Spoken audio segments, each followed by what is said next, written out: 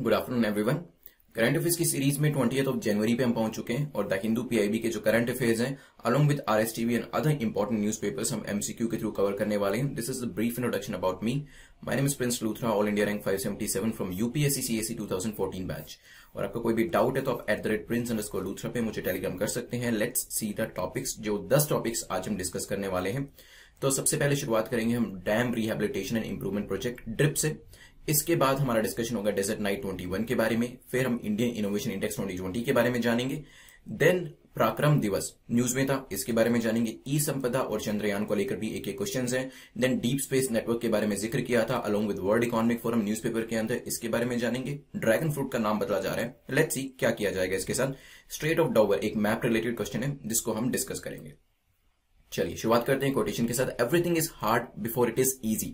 Now this is applicable on everything.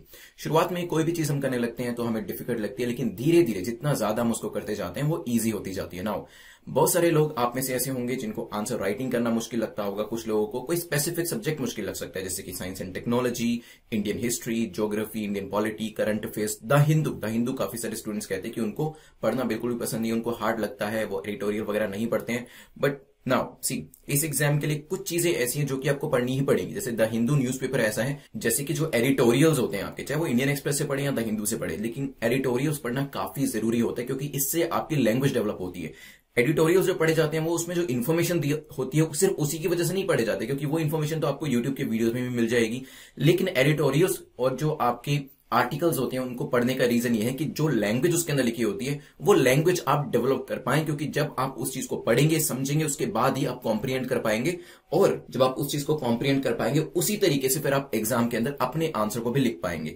So that's why I always say कि editorial चाहे आप Indian express में से पढ़ें या द हिंदू में से पढ़ें, उसे पढ़ना शुरू करें। आपको लगता है कि वो मुश्किल है या फिर आपको लगता है आंसर राइटिंग मुश्किल है, कोई और चीज आपको मुश्किल लगती है, बिलीव इन दिस थिंग कि जो भी चीज आप करने वाले हैं जो आज आपको मुश्किल लग रही है, जितना ज्यादा आप उसे करते जाएंगे धीरे धीरे वो अपने आप इजी होती जाएगी। बट हार्ड की वजह से, उस चीज के मुश्किल होने की वजह से उसे एब्सोल्युटली छोड़ मत दीजिएगा, अदरवाइज एग्जाम में उस चीज का इंपैक्ट आपको देखने को मिलेगा।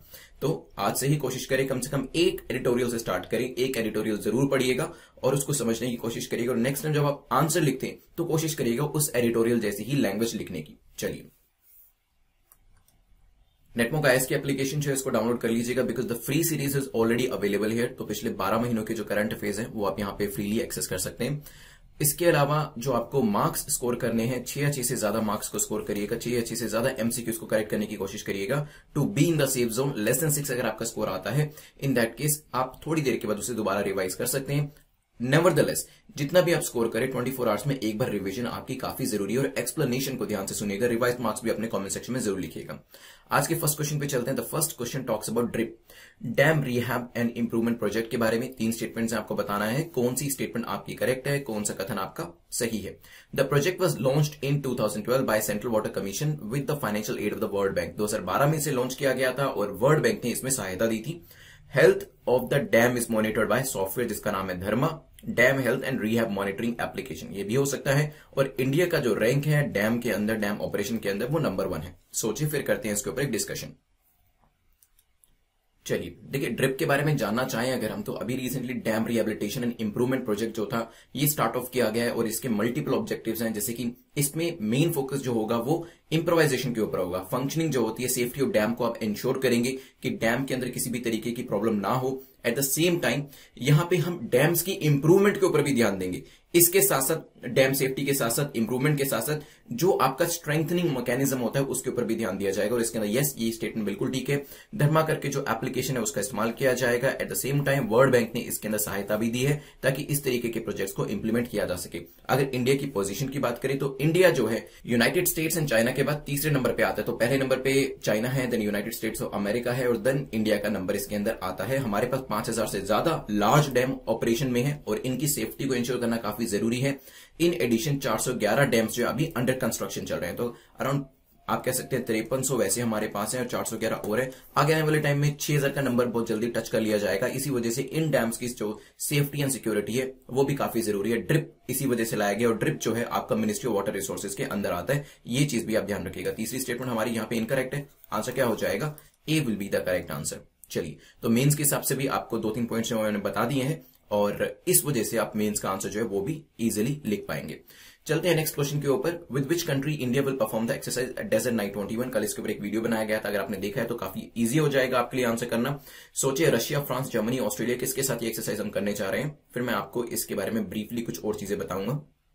चलिए, कल मैंने आपको बताया था कि फ्रांस के साथ ये एक्सरसाइज जो है ये करी जाएगी, बी हमारा करेक्ट आंसर है। तो ये जो एक्सरसाइज है ये 20th से 24th ऑफ जनवरी, तो आज से शुरू हो जाएगी, 4 दिन की एक्सरसाइज है। दोनों साइड की जो एयर फोर्सेज हैं वो इसमें पार्टिसिपेट करेंगी। और अगर हम बात करें राफेल जेट्स जो है वो दोनों साइड से, इंडियन साइड से भी और फ्रांस की साइड से भी इसमें पार्टिसिपेट करेंगे। और फ्रांस की साइड से एयरबस A330 का भी इसके अंदर जो पार्टिसिपेशन है वो रहने वाला है। हमारे यहाँ पे राफेल के साथ साथ Su-30 MKI और साथ में मिराज 2000 जो है वो भी इस एक्सरसाइज के अंदर पार्टिसिपेट करने वाले। चलते हैं नेक्स्ट क्वेश्चन, क्वेश्चन नंबर 3 के ऊपर, जो कि इंडियन इनोवेशन इंडेक्स को लेकर है। इसके बारे में पीआईबी में मेंशन किया गया था, दैट्स वाई इसके ऊपर एक क्वेश्चन जो है बनाया गया है। It is recently release by NITI Aayog, NITI Aayog के द्वारा इसे रिसेंटली रिलीज किया गया है। This is the first edition of such index. अभी ये अपने आप में पहला ऐसा इंडेक्स है। सोचिए, फिर करते हैं इसके ऊपर एक डिस्कशन बहुत जल्दी से, सोचिए इसके बारे में। चलिए देखिए, नाम में ही इंडियन है तो यहाँ पे इंडियन स्टेट्स का कंपैरिजन किया जाता है। मैं आपको नेक्स्ट स्लाइड के ऊपर दिखाने वाला हूं किस तरीके से होता है। 33 इंडिकेटर्स जो इसके अंदर लिए जाते हैं ये कंपैरिजन करने के लिए। इसके अंदर जो पूरा का पूरा टेरिटरीज होती है उनको 17 मेजर स्टेट्स के अंदर, जिसमें 17 मेजर स्टेट्स होते हैं और इसके अलावा north eastern and hill states होते हैं और 9 सिटी स्टेट्स होते हैं, उनका पार्टिसिपेशन लिया जाता है। यूटीज भी इसके अंदर पार्टिसिपेट करती है और फिर उनकी जो परफॉर्मेंस होती है उनको कंपेयर किया जाता है।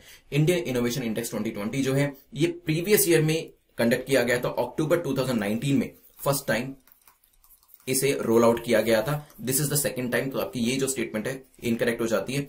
पहली statement yes, recently NITI Aayog ने इसे रिलीज किया, ये बिल्कुल स्टेटमेंट आपकी करेक्ट हो जाती है। This is the second edition, ये ध्यान रखिएगा। मेथोडोलॉजी जो है वो जो 2020 का डेटा निकला है उसमें थोड़ी सी उसमें तब्दीली करी गई थी। अक्टूबर 2019 में जो डेटा आया था उसके कंपेरिजन में कुछ नई नई मैट्रिक्स, कुछ नए नए पैरामीटर्स जो है वो ऐड किए गए ताकि ज्यादा अच्छे तरीके से स्टेट्स का कंपेरिजन किया जा सके। तो नंबर ऑफ इंडिकेटर्स जो हो सकता है आगे आने वाले सालों में और भी इंक्रीज हो जाए और यहां पे जो स्टेट्स का कंपेरिजन होता है और वो भी और भी अच्छे तरीके से और भी एक्यूरेट तरीके से किया जा सके। तो यहां पे हमारा आंसर जो होगा ए होगा। कुछ इस तरीके से स्टेट्स का कंपैरिजन जो है वो किया जाता है इसके अंदर। चलिए चलते हैं नेक्स्ट क्वेश्चन के ऊपर। क्वेश्चन नंबर 4 की बात करते हैं। Whose birth anniversary will be celebrated as Parakram Diwas. तो ये भी रिसेंटली न्यूज में था। एक पर्टिकुलर हमारे फ्रीडम फाइटर हैं जिनकी जो बर्थ एनिवर्सरी है उनको पराक्रम दिवस के तौर पे अब सेलिब्रेट किया जाएगा। 4 ऑप्शन आपके सामने दिए गए हैं। सुखदेव है, चंद्रशेखर आजाद है, सुभाष चंद्र बोस है, भगत सिंह है। सोचिए क्या आंसर होगा इसका, फिर करते हैं इसके ऊपर एक डिस्कशन। चलिए, तो रिसेंटली डिसाइड किया गया है कि 23rd of January, so this is the birth anniversary of Subhash Chandra Bose. तो उनकी बर्थ एनिवर्सरी को प्राइम मिनिस्टर ने कहा है कि हम पराक्रम दिवस के तौर पे मनाएंगे और ये चीज शुरू होने वाली है 2021 से। तो अभी बस 2 दिन के बाद तीसरे दिन ही 23 जनवरी को हम पराक्रम दिवस, जो कि सुभाष चंद्र बोस जी का जन्मदिन है, उनके लिए मनाएंगे। और ये चीज ध्यान रखिएगा, हमने स्पेक्ट्रम में पढ़ा था कि one of the most important और कॉन्स्पिक्यूअस रोल जो था एज अ फ्रीडम फाइटर वो सुभाष चंद्र बोस जी के द्वारा यहां पे निभाया गया था। आप ये भी जानते हैं कि वो सिविल सर्वेंट भी रह चुके थे। उन्होंने इस एग्जाम के अंदर टॉप पोजीशन को ग्रैब किया था। जैसे आप लोग 2021 के अंदर एग्जाम देंगे तो 2021 में आप क्रैक करते हैं तो 2021 आपका बैच हो जाएगा। सिमिलरली जो आज से 100 साल पहले मतलब 1921 का जो बैच था, जब सुभाष चंद्र बोस जी ने ये एग्जाम दिया था, जैसे कि आप 2021 में देने वाले उन्होंने 100 साल पहले 1921 के अंदर दिया था और इस बैच के वो टॉपर आए थे, उनका फर्स्ट पोजीशन आई थी इसके अंदर। 2021 इस वजह से भी इंपॉर्टेंट हो जाता है क्योंकि 100 साल पहले जब ये एग्जाम किया गया था सिविल सर्विसेज का, उस पर्टिकुलर ईयर के अंदर सुभाष चंद्र बोस जी ने टॉप किया था, ध्यान रखिएगा। तो यहां पे आंसर हमारा सी हो जाएगा इस चीज के लिए। कुछ और चीजें अगर डिस्कस करी जाए तो starting from January 2021 every year prime minister ने कहा कि इस ओकेजन को हम मनाएंगे। और आप मुझे ये चीज का आंसर करिएगा कि सुभाष चंद्र बोस जी जो थे, हमने इस फैक्टर में पढ़ा है, उन्होंने एक फोर्स को रेज किया था, एक फोर्स जिसका नाम क्या है वो आप मुझे बताइएगा। इसके ऊपर एक मूवी भी बन चुकी है, उस पर्टिकुलर फोर्स का नाम मुझे आप बताने वाले हैं कमेंट सेक्शन के अंदर। चलते हैं नेक्स्ट क्वेश्चन के ऊपर, विच इज क्वेश्चन नंबर 5 पूछा गया। Consider the following statements. आपको बताना है कौन सी स्टेटमेंट इसमें से करेक्ट है। 2 स्टेटमेंट्स आपको दे रखी है। पहली कहती है ministry of urban affair recently launched e Sampada. तो ई संपदा नाम की मोबाइल एप्लीकेशन जो है वो मिनिस्ट्री ऑफ अर्बन अफेयर्स के द्वारा लॉन्च करी गई है। हो सकता है application provides a single window for the service such as allotment for more than 1 lakh government residential accommodation and office space allotment to government organization। तो यहां पे जो पर्टिकुलर ई संपदा है इसका इस्तेमाल किस लिए किया जाता है, रेजिडेंशियल अकोमोडेशन को एलोकेट करने के लिए और साथ में गवर्नमेंट ऑर्गेनाइजेशन को स्पेस अलॉटमेंट करने के लिए। सोचिए इसका आंसर क्या होगा, रिसेंटली न्यूज में थी, फिर करते हैं इसके ऊपर एक डिस्कशन। चलिए देखिए, ई स्टैंड्स फॉर जो इलेक्ट्रॉनिक, मतलब कुछ ऑनलाइन यहां पे शुरू किया जा रहा होगा। संपदा मतलब जो आपकी एसेट होती है, जो प्रॉपर्टी होती है। तो यहां पे सेकंड स्टेटमेंट हमारी बिल्कुल करेक्ट है कि इसके अंदर जो गवर्नमेंट रेजिडेंशियल अकोमोडेशन है, गवर्नमेंट ऑर्गेनाइजेशन अलॉटमेंट स्पेसिस हैं, उनको यहां पे अलॉट किया जाएगा इस पर्टिकुलर मोबाइल एप्लीकेशन के थ्रू, जो कि मिनिस्ट्री ऑफ अर्बन अफेयर्स के अंदर आती है। रिसेंटली इसे लॉन्च किया गया। दोनों स्टेटमेंट यहां पे ठीक हो जाती है, लेकिन आज का मेरा प्रीलिम्स का क्वेश्चन भी ये है, क्योंकि मैं चाहता हूं आप इसके बारे में ज्यादा सर्च करें और मुझे 1 to 2 लाइंस के अंदर नीचे कमेंट सेक्शन के अंदर बताइएगा कि ई संपदा है क्या। तो खुद इसे फिगर आउट करिएगा। अगर आपको ऑलरेडी पता है तो कमेंट सेक्शन में लिख दीजिएगा, नहीं पता तो गूगल करके इसे लिख सकते हैं। फिलहाल मैंने आपको कुछ बेसिक चीजें इसको लेकर बता दी है। आंसर आपका सी हो जाएगा। Now you know the ministry e Sampada किसके अंडर आती है और उसका बेसिक फंक्शन क्या है, वो भी अब आपको पता है। चलते हैं क्वेश्चन नंबर 6 के ऊपर। क्वेश्चन नंबर 6 पे जाने से पहले मैं आपको crack UPSC exam in 200 days की सीरीज के बारे में बता देता हूं। एट द सेम टाइम जो लोग 2022 के लिए तैयारी करें, वो मिशन यूपीएससी 2022 की जो सीरीज है उसको देख सकते हैं, एक्सप्लोर कर सकते हैं। तो इन सीरीज के अंदर आपको डे वाइज असाइनमेंट्स जो होते हैं वो मिल जाते हैं। डे वाइज आपके video lectures, class lectures, MCQ lectures मिल जाते हैं। राइटिंग असाइनमेंट्स जो होते हैं वो भी आपको एवरीडे बेसिस पे मिलते हैं और इन राइटिंग असाइनमेंट्स को आप सबमिट कर सकते हैं ऑनलाइन ही, जिसको मैं इवैल्यूएट करता हूं। इसके अलावा आपको डेली बेसिस पे क्विजेस मिलते हैं, आपको नोट्स मिलते हैं और एक तरीके से जो गाइडेंस है वो आपकी साइमल्टेनियसली चलती रहती है कि इस एग्जाम को आपको कैसे क्रैक करना है। सिंस अभी टाइम काफी कम रह गया है, तो 2021 के लिए अगर आप तैयारी करें तो इस क्रैश कोर्स को ले सकते हैं, crack UPSC exam in 200 days की सीरीज, जिसमें आप 4 से 5 घंटे की जो असाइनमेंट्स होते हैं आपको एवरीडे बेसिस पे मिलेंगे और उसे आपको सोल्व करना है। एंड आपको अपनी प्राइवेट स्टडी के लिए, आपकी अपनी सेल्फ स्टडी के लिए जो टाइम है वो भी इसके अंदर मिल जाएगा, सो दैट आप एक होलसम तरीके से तैयारी कर सके। और अगर आप कहीं पे जॉब कर रहे हैं या फिर हाउसवाइफ हैं और साथ में आपको सेल्फ स्टडी का टाइम नहीं मिल रहा है, so you can just rely upon this program. तो आपको जो असाइनमेंट्स दिए होते हैं आप उसी को कंप्लीट करें और उसको अच्छे से आप रिवाइज भी करें। So once you complete the assignments, you revise them, उसके बाद आपकी जो प्रोबेबिलिटी होती है उस एग्जामिनेशन को क्रैक करने की, वो काफी हद तक इंक्रीज हो जाती है। एट द सेम टाइम अगर 2022 के लिए तैयारी कर रहे हैं तो दिस इज अनदर प्रोग्राम जिसमें अगेन डेली बेसिस पे आपको असाइनमेंट्स दिए जाते हैं और आप इसमें एवरीडे बेसिस पे अपने असाइनमेंट्स को कंप्लीट करें, उसे रिवाइज जरूर करें और सेल्फ स्टडी के लिए भी आप इस पे टाइम दे सकते हैं। चलते हैं क्वेश्चन नंबर 6 के ऊपर। क्वेश्चन नंबर 6 बात करता है which of the following statement is और आर करेक्ट। कौन सी स्टेटमेंट यहां पे सही है, कौन सा कथन यहां पर सही है। Chandrayaan 2 was launched in 2019 from Satish Dhawan space centre Sriharikota से। हो सकता है मिशन का जो प्लान था कि एक विक्रम लैंडर को यहां पे लैंड कराया जाएगा north pole of the lunar surface. तो यहां पे चंद्रमा के ऊपर, चांद के ऊपर, नॉर्थ पोल के ऊपर आपको विक्रम लैंडर को लैंड कराना है। Lander hard crashed and failed to land. तो यहां पे लैंडर जो था वो यहां पे क्रैश कर गया और लैंड नहीं कर पाया। सोचें, फिर करते हैं इसके ऊपर एक डिस्कशन। चलिए, तो रिसेंटली इंडियन स्पेस ऑर्गेनाइजेशन जो है, स्पेस रिसर्च ऑर्गेनाइजेशन इसरो जो है, उसने रिसेंटली जो डेटा है रिलीज किया है चंद्रयान 2 से जो डेटा भेजा गया है। मिशन की बात करें चंद्रयान 2 के, तभी इसके ऊपर क्वेश्चन बनाया गया क्योंकि रिसेंटली डेटा इसके द्वारा भेजा गया है, तो एग्जाम के अंदर पूछा जा सकता है। 2019 के अंदर से लॉन्च किया गया था सतीश धवन स्पेस सेंटर श्रीहरिकोटा से। ये स्टेटमेंट बिल्कुल ठीक हो जाती है। और यहाँ पे विक्रम लैंडर को भेजा गया था, ये बात भी ठीक है, और जो कि फेल हो गया था, क्रैश कर गया था ये, तो ये तीसरी स्टेटमेंट भी ठीक है। लेकिन सेकंड स्टेटमेंट में हाफ ऑफ द स्टेटमेंट आपकी ठीक है। मिशन जो था प्लान किया गया था और विक्रम लैंडर को लैंड कराना था, लेकिन वो सदर्न पोल पे कराना था, नॉर्थ पोल पे नहीं कराना था, लूनर सरफेस के। तो दैट्स वाई सेकंड स्टेटमेंट आपकी इनकरेक्ट हो जाती है। आंसर क्या हो जाएगा, B will be the correct answer. ध्यान रखिएगा साउथ पोल के बारे में, और ये भी ध्यान रखिएगा कि रिसेंटली जो डेटा है वो वापस भेजा गया है। दैट्स वाई चंद्रयान 2 जो कि 2019 का मिशन था उसके बारे में हमने यहां पे डिस्कशन किया था, ठीक है। अदरवाइज क्या होगा, नहीं तो आप समझेंगे कि 2019 का क्वेश्चन 2021 में क्यों पूछा गया, बट 2019 का क्वेश्चन 2021 में इसको लेकर एक न्यूज आई है डेटा को लेकर, दैट्स वाई ये क्वेश्चन जो है पूछा गया।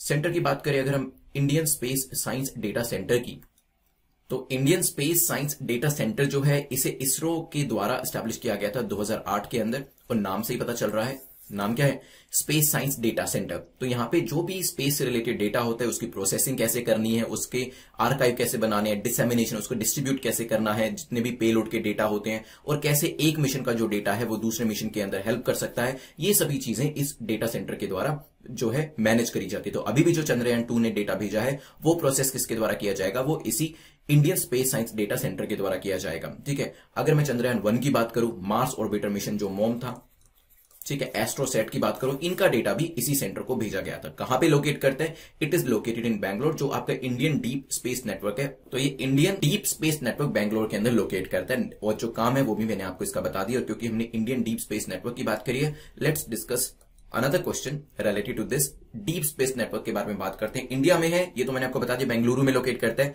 लेकिन और किस किस कंट्री ने अपना डीप स्पेस नेटवर्क बना रखा है? क्या यूएसए के पास एक ऐसा नेटवर्क है? What about Japan, Russia and China? आपको बताना है, सोचिए, फिर करते हैं इसके ऊपर एक डिस्कशन।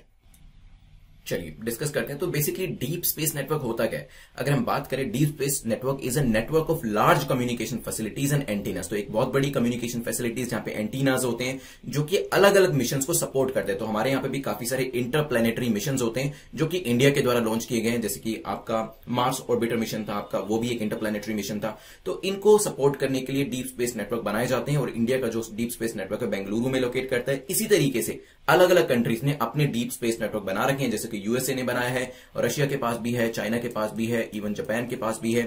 इसके साथ साथ जो आपका यूरोपियन स्पेस एजेंसीज है उनके पास भी है और इंडिया के पास भी अपना एक ऐसा सेटअप है। हमारा जो आईएनसी है, that is ISRO navigation centre, वो भी डीप स्पेस नेटवर्क के अंदर ही लोकेट करता है और जो पूरा आईआरएनएसएस जिसको हम नाविक कहते हैं उसको सपोर्ट किया जाता है। तो in layman language, Indian deep space network ये एक नेटवर्क है जिसमें लार्ज कम्युनिकेशन फैसिलिटीज होती हैं और एंटीनास होते हैं जो कि वेरियस मिशंस को सपोर्ट करते हैं। यहां पे फिलहाल आपका आंसर हो जाएगा डी। चलते हैं नेक्स्ट क्वेश्चन के ऊपर, which is question number 8। Question number 8 जो है वर्ल्ड इकोनॉमिक फोरम को लेके पूछा गया। वर्ल्ड इकोनॉमिक फोरम की जो मीटिंग है, अभी कल ही न्यूज़पेपर में मेंशन किया गया था कि ये बताया गया कि कहां पे ये ऑर्गेनाइज होने वाली है। तो आप मेरे को 4 लोकेशन दे रखे हैं, जल्दी से बताएं कहां पर ये ऑर्गेनाइज होगी। क्या लंदन में, पेरिस, वॉशिंगटन डीसी या डेवोस के अंदर? सोचिए।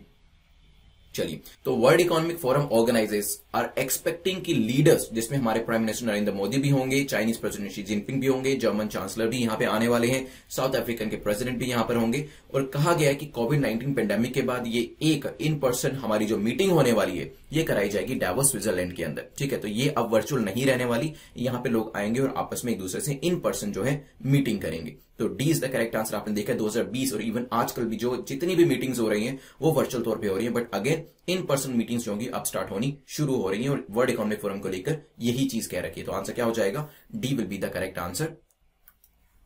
हम चलते हैं अपने नेक्स्ट क्वेश्चन के ऊपर। अगेन वेरी इंपॉर्टेंट क्वेश्चन पूछा गया। अभी रिसेंटली गुजरात गवर्नमेंट ने एक डिसीजन लिया जिसमें ड्रैगन फ्रूट जो है उसका नाम बदल के कुछ और नाम रखने के लिए यहां पे कहा गया। तो पूछा जा रहा है कि कौन सा नाम रखने के लिए यहां पे कहा गया है? क्या नाम बदल के उसका नाम कमलम रख दिया जाएगा, सुगंधम रखा जाएगा, गोलम रखा जाएगा, या फिर कोई और ही नाम उसके लिए सोचा जा रहा है?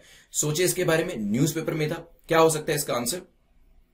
चलिए, तो यहां पे जो गुजरात गवर्नमेंट है उसका नाम बदल रही है और ऐसा माना जा रहा है कि ड्रैगन फ्रूट जो है वो इसका नाम बिल्कुल भी प्रॉपर नहीं है। ड्रैगन से चाइना जो है सबसे पहले दिमाग में आता है, तो यहां पर इसी वजह से इसका नाम बदलने के लिए बात करी गई है। तो इसका नाम बदल के रखने के लिए कहा गया Kamalam is the correct answer. ठीक है, अब जो कमलम है ये एरिड रीजन के अंदर उगाया जाता है, इवन गुजरात के अंदर भी इसे उगाया जाता है और इसकी जो न्यूट्रिशियस वैल्यू है, जो न्यूट्रिशनल वैल्यू है वो काफी ज्यादा होती है और इसके अंदर जो हीमोग्लोबिन होता है वो भी इंक्रीज करने की जो क्षमता होती है वो काफी ज्यादा होती है। तो न्यूट्रिशनल एस्पेक्ट से, हेल्थ एस्पेक्ट से ये जो फ्रूट है काफी इंपॉर्टेंट है and one of the most expensive fruit है अगर आप मार्केट में से जाके देखेंगे तो यहां पे इसका जो नाम है वो बदलने की बात करी गई है। और कुछ लोगों ने ये चीज भी कही है कि देखिए इसका नाम बदल के कमलम जो रख रहे हैं, कमलम मीन्स लोटस। ठीक है, तो यहां पे बीजेपी जो है अपने पोल सिंबल के नाम पर इसका नाम रख रही है और गुजरात पार्टी के जो उनका हेडक्वार्टर है उसका नाम भी श्री कमलम है। तो ये भी कुछ लोगों ने कहा, हालांकि ये कंट्रोवर्शियल पॉइंट है, एग्जाम के पॉइंट ऑफ व्यू से इंपॉर्टेंट नहीं है, बट आपको वेरियस एस्पेक्ट्स जो पता होने चाहिए।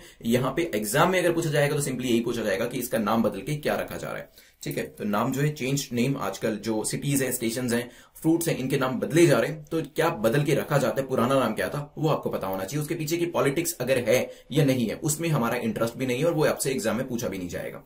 चलते हैं आज के लास्ट क्वेश्चन के ऊपर। लास्ट क्वेश्चन जो है स्ट्रेट ऑफ डॉवर के बारे में पूछा गया। Straight of डॉवर is located between, किस किस के बीच में स्ट्रेट ऑफ डॉवर जो है वो लोकेट करती है?